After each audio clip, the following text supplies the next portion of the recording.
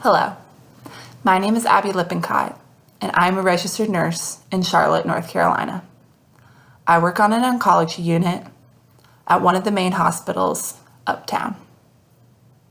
I was recently involved in a collegiate debate debating House Bill 879, the End of Life Option Act. With this bill, patients will be allowed to commit suicide under a professional medical provider and choose to end their life based on a terminal illness. Our patients on my oncology unit are very sick. They don't get many choices because they're in so much pain that it prevents them from doing many daily activities. If choice is the only thing that we can give them, shouldn't we be able to give them that? Autonomy is what we practice as nurses because, like I just said, not a lot of our patients get the right to choose their own fate. If we can give them that right, they can choose a death that's peaceful, pain-free, and managed. But on the other hand of this argument, how are we to prescribe a medication that can kill someone?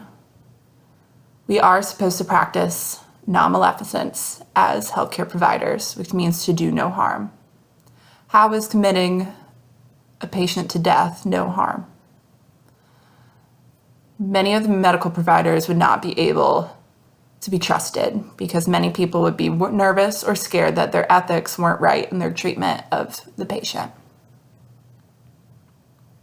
This legislative bill has been presented to the House on April 22nd, 2019. It has passed its first reading and was referred to the Committee of Rules, Calendar, and Operations Housing. I would like to say that I stand for this bill. I am pro-choice. A patient has the right to choose life. If they are diagnosed with a terminal illness, they should have that one last choice to die with dignity. And you might say, how does one determine that a patient is able to make these decisions?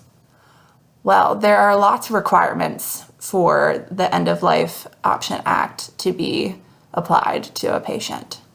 They must be mentally competent. They must have a terminal disease that can cause death within the next 6 months. And there must be a comprehensive review of all treatment options before a patient is allowed to make this decision. It won't be a swift decision, and it may even take up to 4 weeks for someone to approve someone for this act. As nurses, as I mentioned before, we are to practice non-maleficence and beneficence. Beneficence means non-maleficence means to do no harm. And even if it might be against our wishes as nurses, it is very important that we listen to our patients and provide them with the best care possible.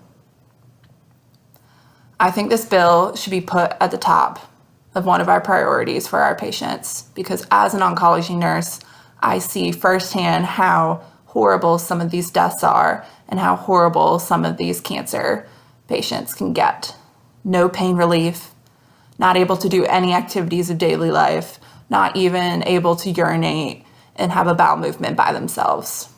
Imagine how degrading that can be when you're a person who has lived autonomously, independently your whole life. I think that we need to work on what the criteria is for this House bill because, like I said, it needs to be approved and make sure that our patient isn't choosing to end their life for the wrong reasons. If you join me and support this bill, we can have it passed to the Senate, to the President, and have it made into law.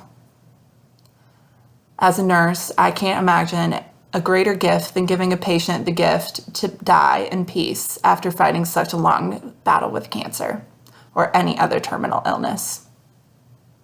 Thank you for listening, and I hope you have a great day.